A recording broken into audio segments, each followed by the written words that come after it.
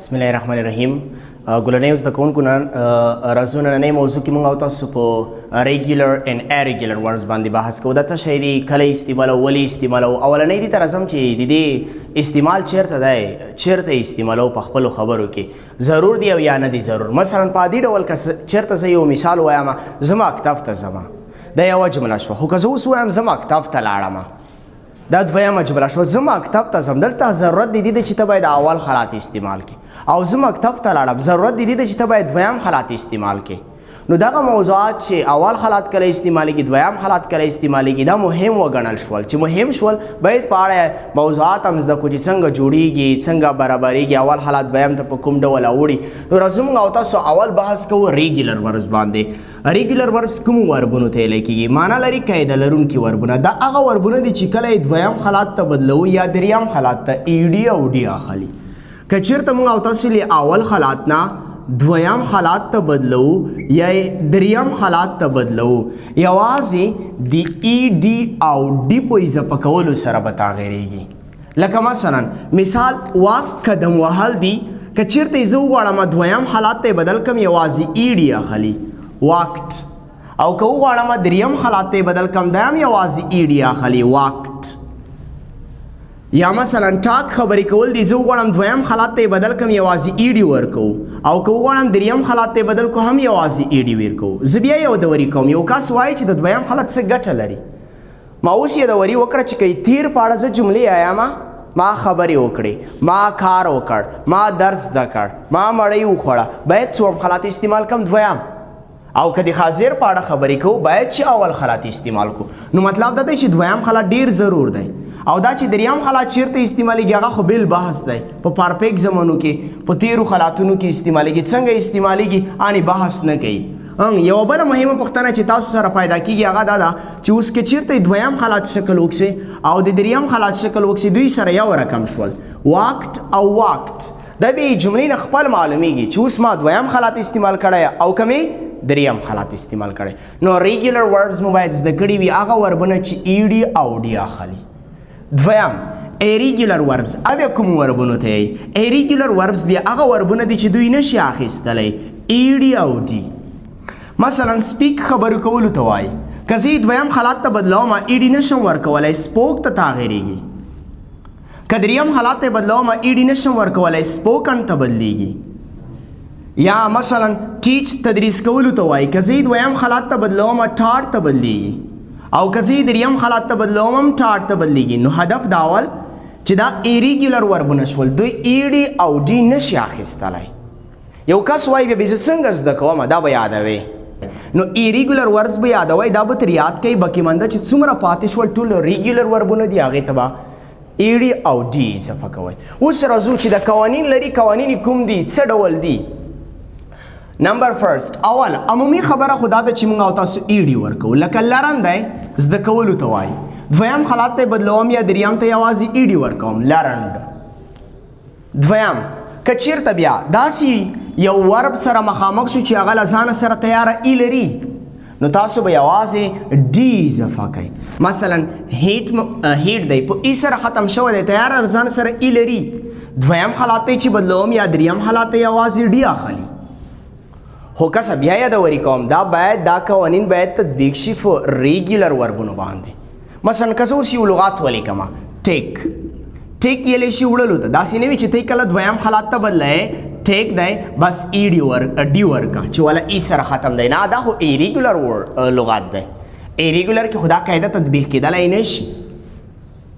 بل که چیرته یو لغات یا یو ورب په وای سره ختم وي، تاسو به داسې وکئ دغه وای باید آی ته بدل کئ، جمع ای ډي، بیا ای ډي ورکئ. مثلا سټډي مطالعه کولو ته ویلی شي. دا یو قاعده لرونکی لغات دی. دویم حالات ته بدلوم یا دریم حالات ته بدلوم، وای سره ختم دی، وای به آی ته بدل شي او ای ډي به واخلي.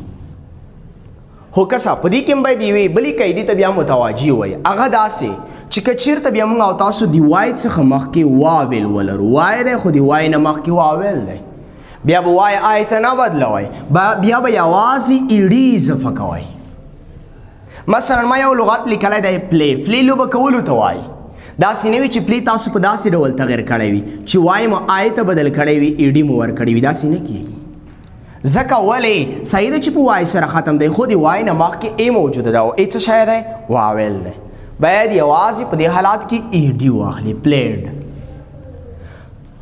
پنځمې قاعدې ته راځم که چېرته یو لغات سی وي سی شکل ولري دا څه مطلب سی وي سی مطلب کانسننټ راغلی وي واول راغلی وي کانسننټ آخري برخه یې سی وي سی شکل ولري طریقه یې داسې ده آخري کانسننټ به ډبل کوئ او بیا به ای ډي اضافه کوئ مثلا ما یو لغت لیکلی دی سټاپ زه غواړم دویم یا دریم حالات ته بدل کړم که فکر وکړئ ټي کانسننټ او واول پی کانسننټ دویم حالت ته چې بدلوم باید وروستی کانسننټ چې هغه پیو ډبل شي او بیا ای ډي واخلي خو که اوس فکر وکړئ کټ هم همدغسې ډول دی کانسننټ واول کانسننټ سی وي سی شکل لري خو زه نشم کولی چې دغه وروستی ټي ډبل کړم او بیا ای ډي ورکړم داسې نه کیږي ولې نه کیږي ځکه دا ایریګولر لغات دی نو قاعدې به په تطبیق کوئ خو په ریګولر یا قاعده لرونکو لغتونو باندې لږ مخکې موږ یادوري وکړه چې که سی وي سی شکل ولري کانسننټ به ډبل کوو خو دا درې حروف باید هر وخت درته یاد وي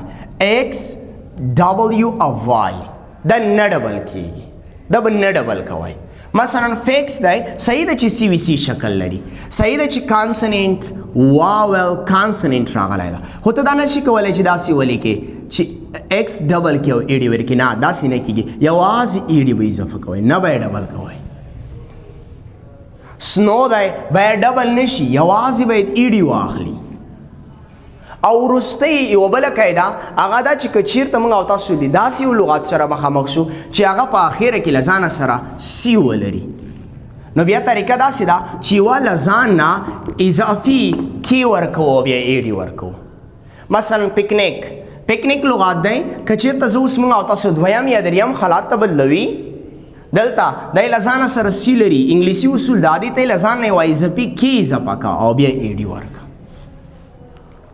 او بل د ال فاړه دوی نظریې دي یو په بریټش کې دی یو په امریکن کې دی یو لغات دی سی وي سی شکل لري خو په ال کې نو ال کې داسې خبره ده چې که چېرته په امریکن کې وي نه یې ډبل کوو خو که په بریټش کې وي ډبل کېږي مثلا ما یو مثال راخیستی دی ټراول یلی شي سفر کولو ته که چېرته زه اوس دویم یا دریم حالات ته بدلوم په بریټش امریکن شکل کې لږ فرق کی څنګه مثلا په امریکن کې شکل کې داسې دی چې مه ډبل کوه او بریټش شکل یې داسې دی چې نه ډبل یې نو دواړه حالتونه باید تاسو ته یاد وي او درې داسې لغتونه چې په امریکن کې یو ډول شکل او په بریټش کې بل ډول شکل لري او دوی ډېر کامن دي مشهور دي کوم دي لارن دی ډریم دی او بارن دی لارن ډریم او بارن دا درې داسې لغتونه دي چې که چېرته په بریټش کې موږ او تاسو دویم یا دریم حالات ته بدلوو یوازې د ټي په اضافه کولو سره یوازې ټي به ورې اضافه کوو خو که په امریکن کې دویم یا دریم حالات ته بدلوي بیا موږ او تاسو ای ډي ورکوو نو دا درې لغات باید درته یاد وي د امریکن او د بریټش د شکل یا د اصولو په اساس او یو بل لغات چې ګیټ دی ګیټ دویم حالت ګاټ دریمې ګاټ په بریټش کې ګاټ په امریکن کې ګاټ حسابېږي دا ول ریګولر اینډ ایریګولر وربونه دا ډېر مهم دي مهم اول مو یادوري وکړه اهمیت یې دلته ول چې که څومره یې تیر په اړه موږ او تاسو بحث کوو په یو معلوم وخت کې زه باید دویم حالات استعمال کړم نو چې چېرته دي چې دا نه وي زده بیا د جملې جوړول په سم ډول ناممکن دي دا و د نن ورځې موضوع